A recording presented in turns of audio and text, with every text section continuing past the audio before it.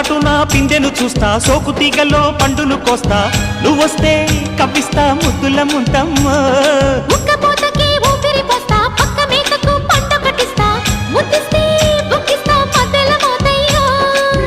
ఓలమ్మో పుకారులు షికారుగా రావమ్మో, ఎదలు ఏడెక్కిస్తే ఎట్టాబులమ్మో. ఊరయ్యో బజారులో మజాలకి రానయ్యో, పగలే పక్కెక్కిస్తే తంటాలేవయ్యో.